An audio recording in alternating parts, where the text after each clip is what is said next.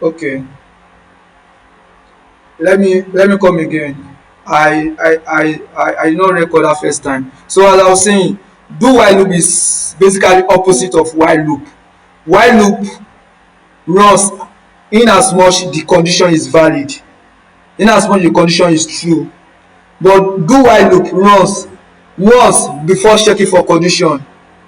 Do you understand? It run first before it check for condition. So they are opposite each other. So let me quickly do this example so we move forward.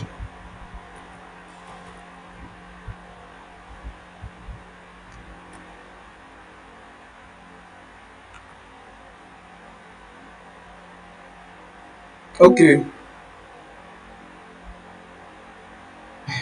Wahala.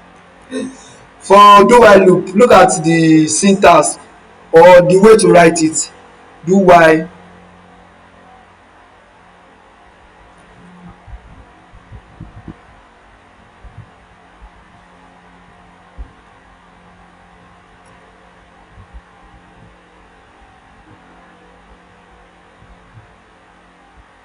are you seeing it? So the code to run will be inside here.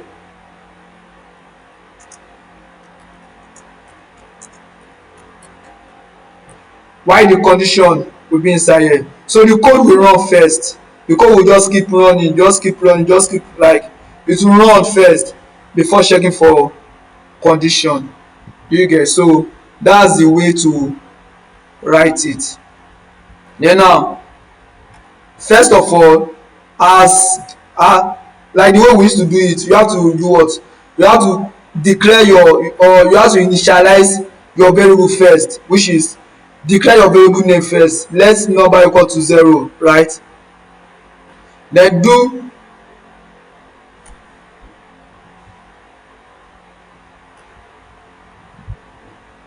yeah.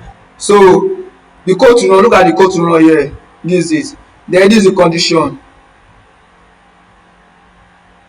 This is the condition. So if I run this now, let's see what will happen on the browser.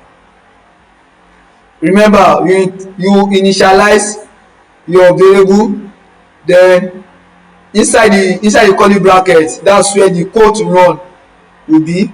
Then after the while, you check for what? You check for your condition. So the code will run first before checking for condition. So let me go to my VS Code, my browser.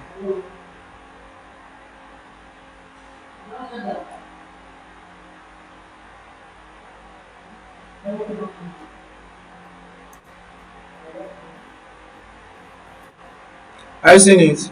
Do while loop. Loop 0, loop number 0, loop number 1, loop number 2. So what is the condition? The condition is saying that number is greater than what? Sorry, no, number less than 3. So your variable value must be less than 3 before the code will do what? Will run. Or let's say greater than 3. Let's do this greater than 3 first. Let's see if it will run. It will not run. 0. Are you seeing it? So the code will run first before checking for condition. But the thing is that in real life scenario, we don't use do while loop like that. We don't use it much like that. It's just for learning sake. But for real world problem, we don't use it. Do you understand? The most the one of the thing we use most is for loop, then while loop, then switch, then if else statement. That's all we use mostly. Then for each, I will teach you for each in the next class. I'll teach you for each in the next class. We will also use for each too. That one is very important, but that for each now is not in this note. I'll teach you in the next class. In our last class, we have talked about break and continue. And I said we use it in looping, we use it in conditions, in conditionals. Break is used to stop the code while continue means that you want to skip a particular session of your program. You want to skip it. Maybe you want to iterate between, maybe you want to write 1 to 10 now, right? And you are writing 1 2 3, you started writing 1 2 3, then you want to skip 4, so you now use continue. When you use continue now, it will skip the 4, then move to the other part.